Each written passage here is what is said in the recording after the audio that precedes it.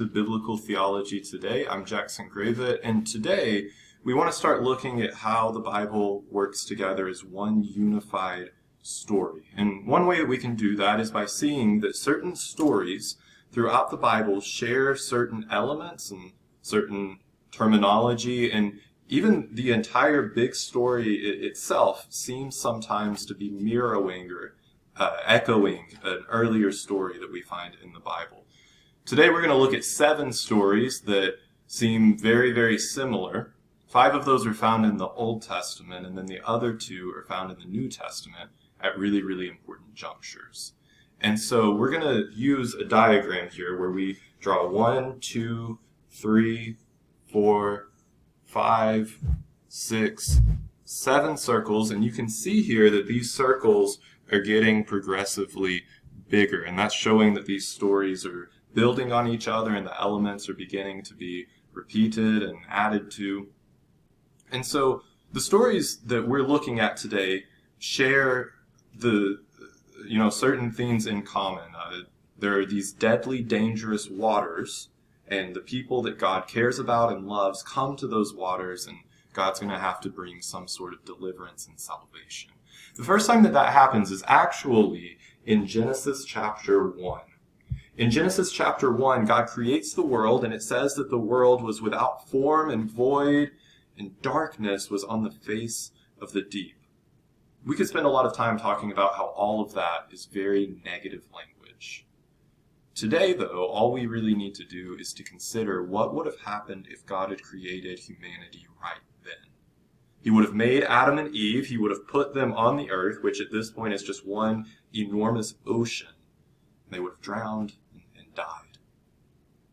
So in Genesis chapter 1, God comes to those dangerous, deadly waters, and he splits them in two, and dry land appears, and on that dry land, Adam and Eve and the rest of humanity are able to live and flourish. God comes to these dangerous, deadly waters, and he brings life for humanity.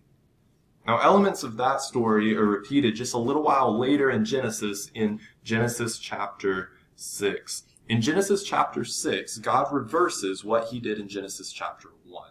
Humanity has sinned, and the Bible says that every thought of every man's heart was only evil continually. So God undoes what he does in Genesis 1.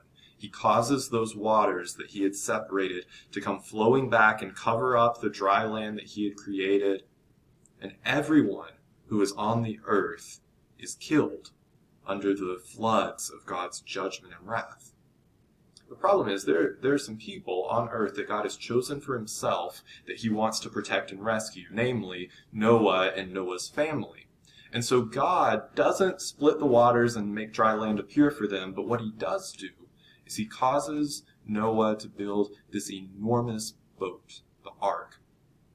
And Noah and his family get on the ark, and the ark is this safe, dry place that will take them through the waters. And so even in the midst of this judgment, even in the midst of this flood, God provides a safe place of salvation for his people. Now, everyone else that's left on the earth that's not on the ark drowns in the flood. They go under the waters of God's justice and judgment, and they die. Elements of both of these stories are repeated and start to come together in another very important story that we read about in Exodus chapter 14. In Exodus 14, Israel has been enslaved in Egypt, and God has said enough. And so he sends Moses, and there are the 10 plagues that we know about, and in Exodus 14, Israel is leaving Egypt, but they're stuck in a very difficult situation. On one side, they have the waters of the Red Sea, an enormous, dangerous body of water that they can't wade through or get past. And on the other side, they have Pharaoh with all of his horsemen coming to kill them or to take them back into slavery. And so God comes to those waters, the waters of the Red Sea, and he speaks and he causes the waters to be ripped in two. They separate just like they did in Genesis 1. Dry land appears just like it did in Genesis 1. And the people of Israel, the chosen people of God, are able to walk safely on that dry land and come to the other side.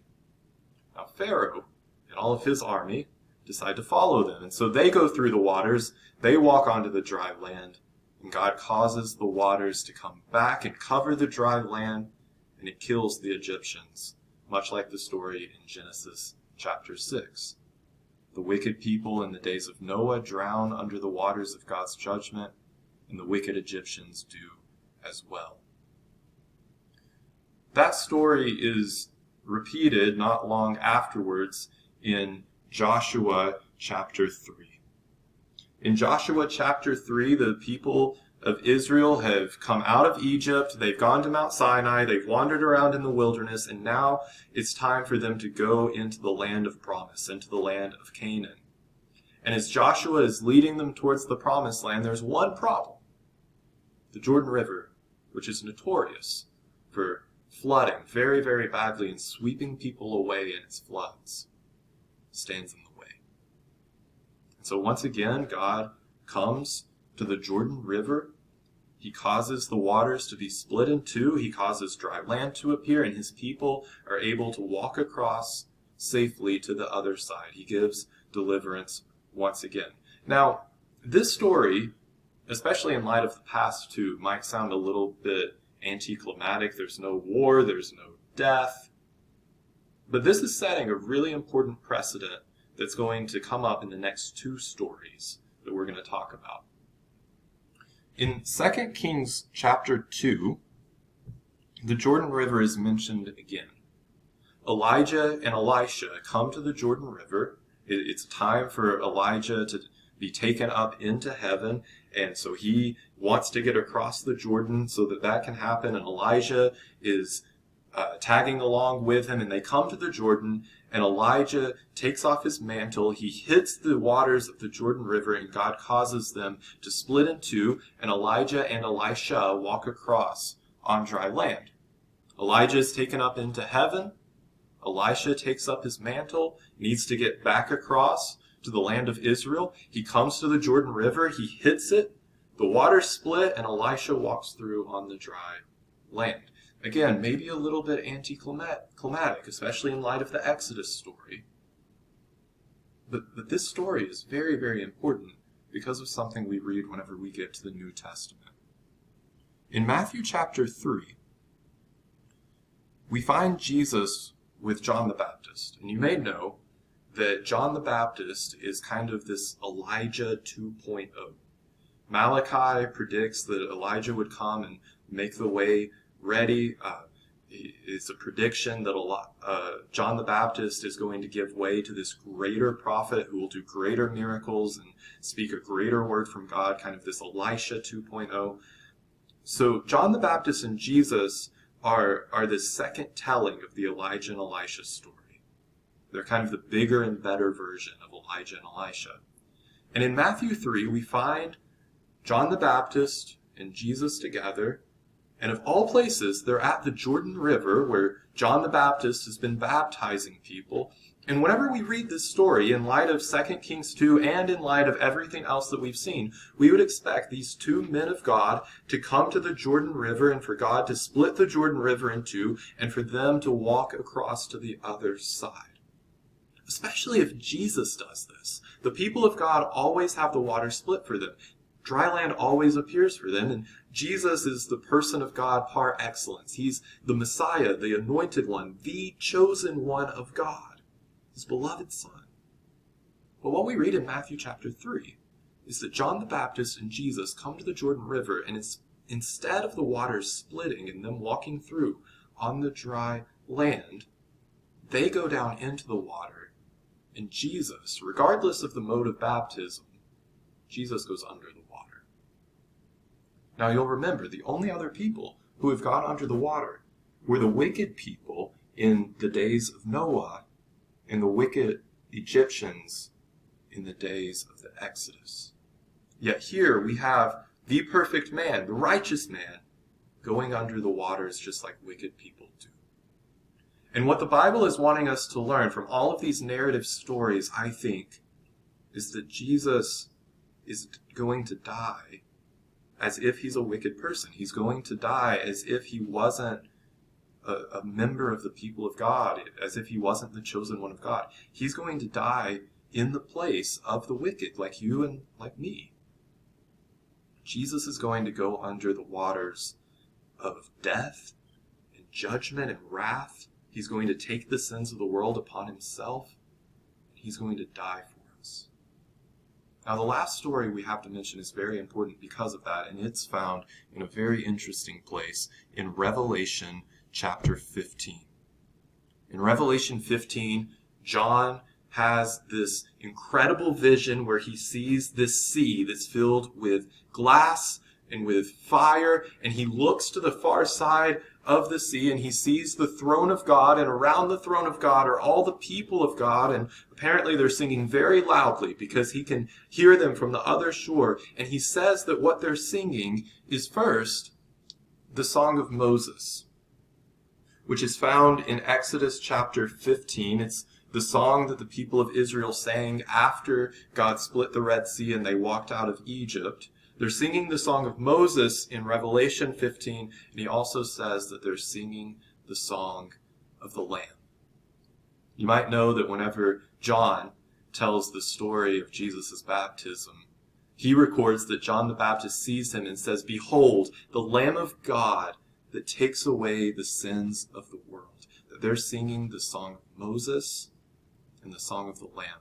And they're doing that because they understand that Jesus went under the waters for them. They're doing that because we would be right to maybe guess that that sea of glass and fire is supposed to be a picture of hell. And they're singing those songs because they know that Jesus took all of the wrath and all the punishment reserved for them, that he died in their place. And because Jesus went under the waters on our behalf, we don't have to. Because Jesus went under the waters on our behalf, we're able to come to the sea of glass and the sea of fire, and God splits it and makes us a way to walk through it on dry land. He makes a way for us to walk through it and come before the throne of God and hear from the throne of God that we're holy and blameless and above reproach. They're singing the Song of Moses and the Song of the Lamb because they know, as Paul says, that he who knew no sin became sin, so that in him we might become the righteousness of God. Christ died for us. And that's what all of these stories are trying to tell us. They're trying to give us a picture of what that looks like and what that means. And as we see in this video and in future videos, all of the stories in the Bible, they're not working together like Aesop's fables, where it's just, here's a story and here's a story, and there's no structure or no coherence or no meaning. All of these individual stories are pointing us to the one big unified story of the Bible, which centers around the person and work of Jesus. He died for us so that one day we can stand before the throne of God and join in the chorus of the Song of Moses and the Song of the Lamb.